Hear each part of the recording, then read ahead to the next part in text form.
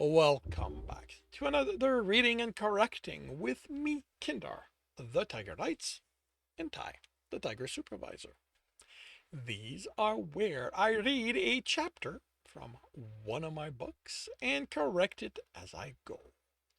If you want to listen to these live, it's every Tuesday morning, 8 a.m. Eastern Time on Twitch, and if you're looking to support me, that is on my Patreon. Today we are doing chapter 37 of A Series of Death. Marlot watched the dark-furred lion walk through the bar as if it was his personal hunting ground.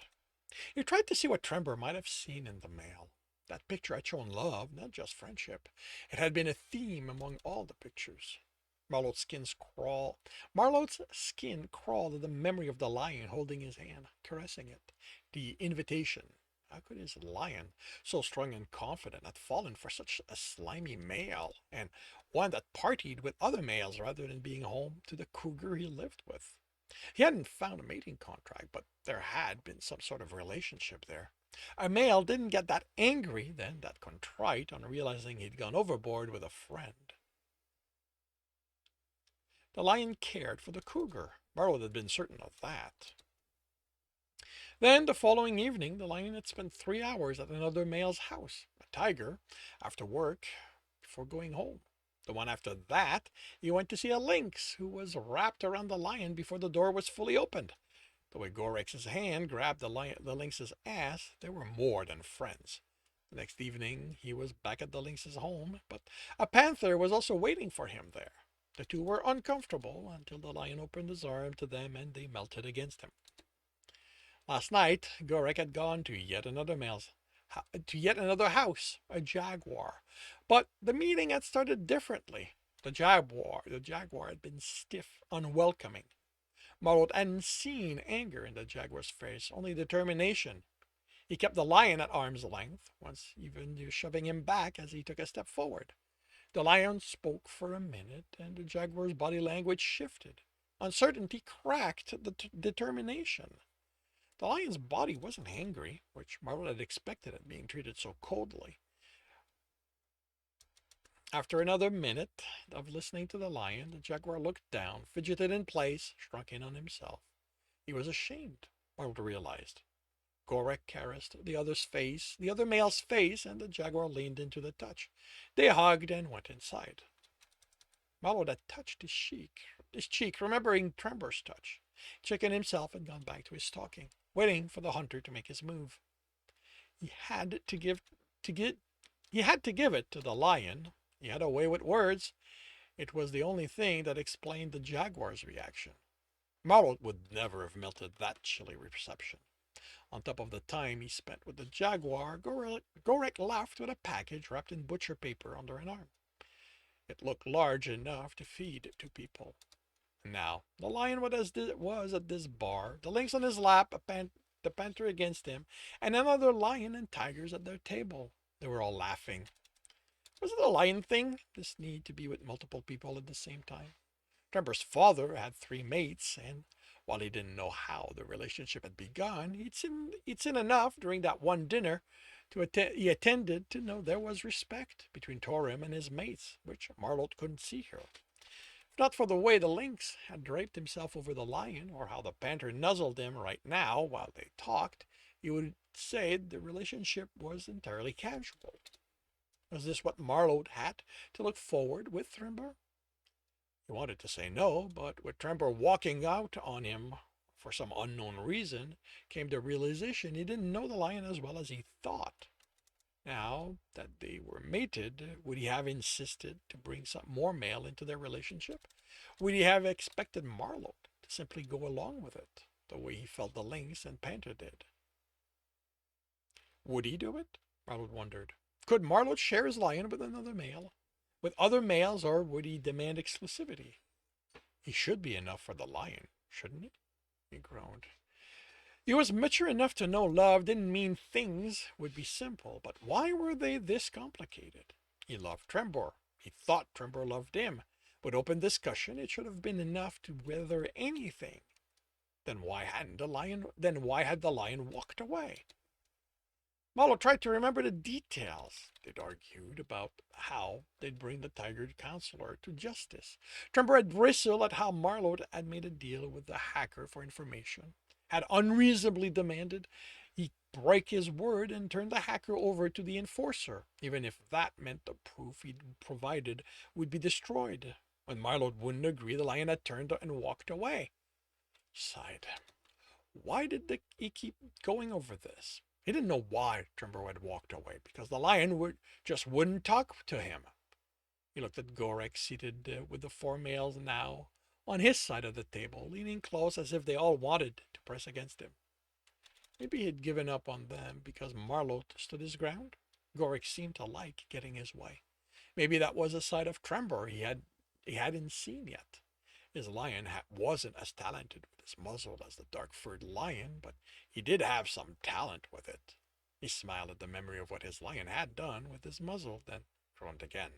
He didn't need that kind of distraction while surveying his lion. Surveying this lion, not with how he also remembered Gorek holding his hands. The look he'd given him, the implied promise without ever having to voice them. Fuck. He wasn't going to do anything with Trembor's old lover, even if he hadn't been bait to lure in Algarinam.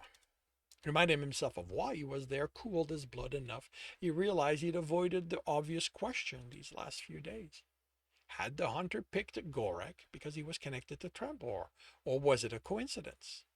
Either seem improbable, but the odds of going after Trembor's old lover right after threatening Trembor himself had to be astronomical.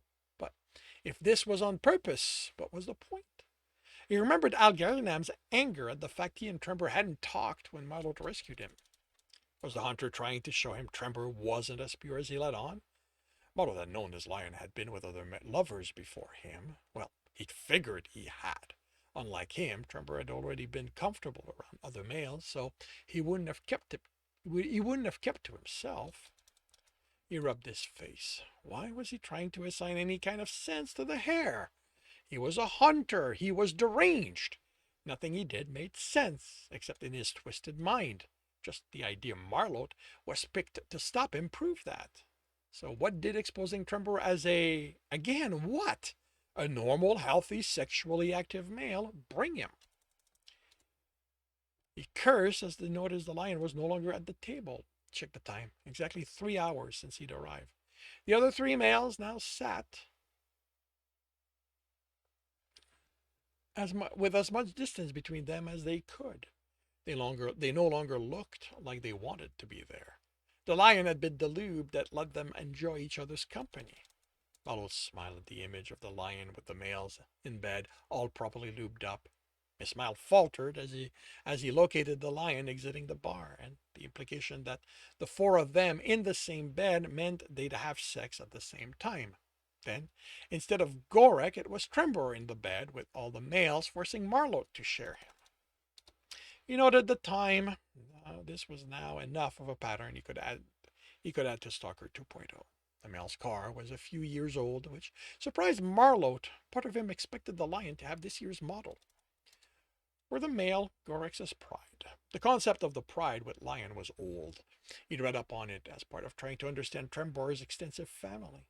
One male with multiple mates, lots of cubs, a tightly knit community among all families, going back to a common ancestor. It had been a survival mechanism back before civilization was a thing, and it had led to many of the leaders being lions because of the support structure their family gave them. Unlike wolves, who, apart from their mate and cubs, were loners, even having experienced Trembor's boisterous family, the concept was strange to him, wanting so many people around. Maybe it explained why his lion had so many friends.